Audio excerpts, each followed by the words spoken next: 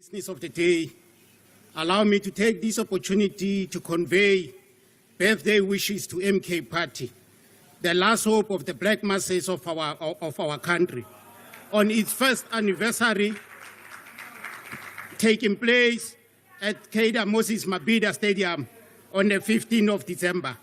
To the party founder and president, we are saying, Siphilele Msolozi, Siphilele Msholozi. You are one of the organic leaders to be produced by the struggles of South Africans. To South Africans, we invite you all to come. Nizoyithatha lento ayinabungozi into yabantu.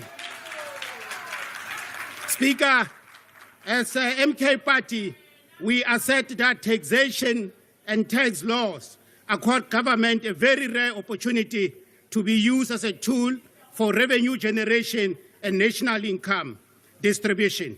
As a pro-poor liberation party, MK support tax laws that strive to lessen the tax burden on poor households and individuals.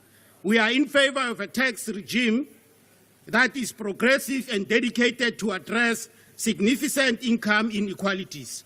A tax regime that is friendly to development and sustenance of startups and entrepreneurial initiatives.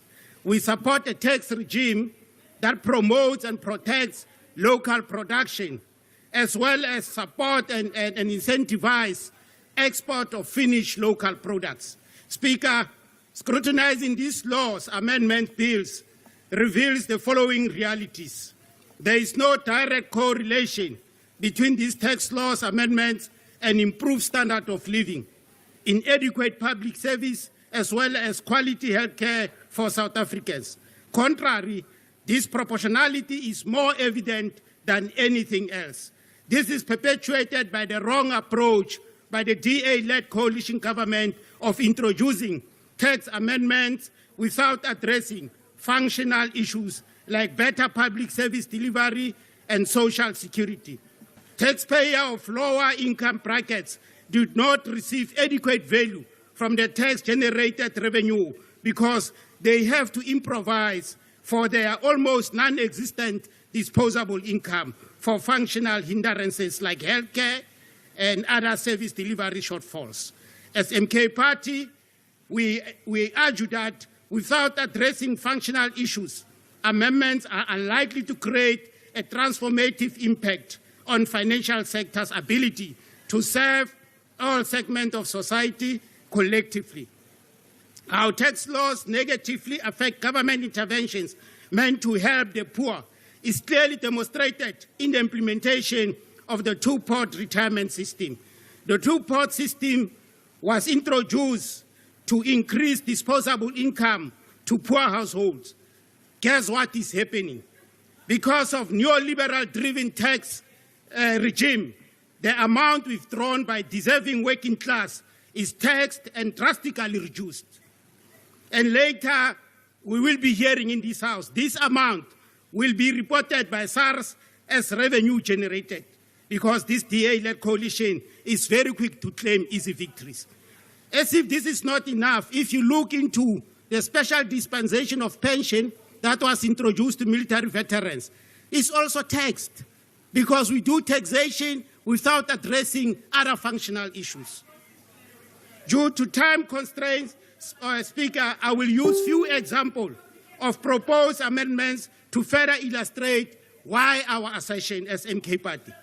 Tax incentives for renewable energy were expanded for businesses and extended to individuals. A limited tax rebate to individuals for solar panels was introduced. Businesses make upfront payment to purchase these solar PV panels to get incentive later, which means that businesses with more access to capital will be able to take greater advantage of the incentive. Big businesses have deep pockets than small businesses. Clearly, the beneficiary is not the majority of the voters, nor the poor masses of our people who voted for us. Similarly, with individuals, Honorable Speaker, wealthier individuals would disproportionately benefit those with the ability to make upfront payments to purchase solar PV panels. Various studies confirm MK Party assertion that tax credits for installing solar panels, buying hybrid and electric vehicles, and other clean energy have disproportionately benefited high incomers and wealthier individuals. Another example is the employment tax incentive. Between 2018 and 2019 and 2021 and 2022, the total foregone tax revenue estimate for unemployed tax incentives is 22.6 billion. Various research evidence provided to the National Development and Labour Council, NATLEC, shows that generally this incentive has had little to no effect on creating employment for youth. However, the evidence shows that incentive positively impacts business profitability. It remains unclear whether the incentive saves jobs. What we all know is that unemployment in this country is on the extreme. Speaker, the perennial tendency of increasing excess duties without robust analysis of the increased impact on job creation, proliferation of illicit goods, and the society health status must be discouraged at all costs.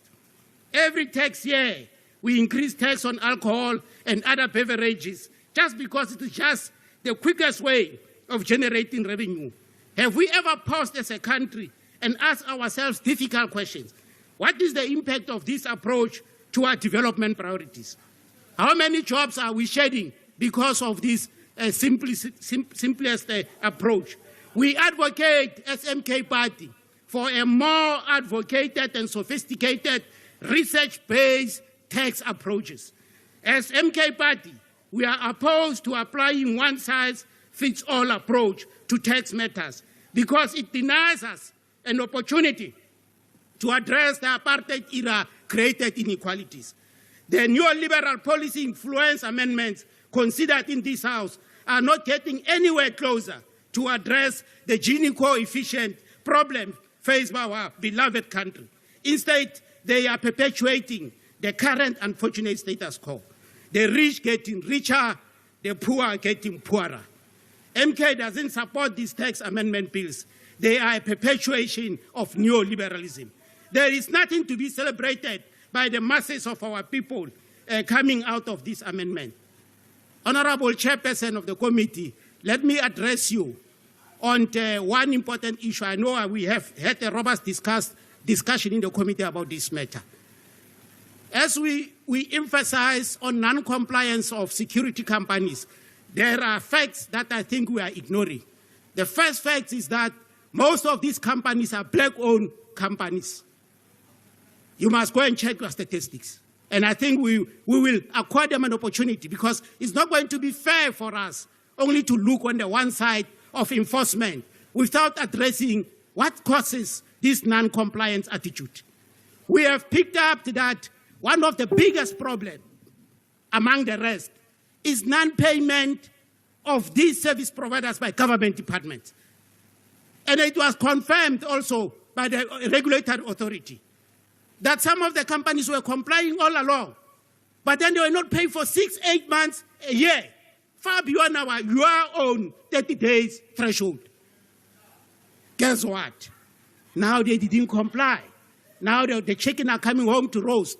It's us now who must provide the answer. The other issue, which is very, very critical, Chairperson, and I think I've raised this quite sharply in our committee. Most departments, if not all departments of government, are not paying security companies. They are not paying them CIRA regulated rates. But we are expecting them to comply in all these aspects. We agree that those who are not compliant with the law, they must be taken to task. But let's address this problem holistically. If there's any advantage that came out of these tax amendment laws, or maybe this two-pot system, it's an indication of the gaps in our financial system. And SMK Party, we are saying, let's look at the both sides of the coin. And SMK Party, we are saying these amendments are just perpetuation of neoliberalism and are not going to enjoy our support. Ralebo.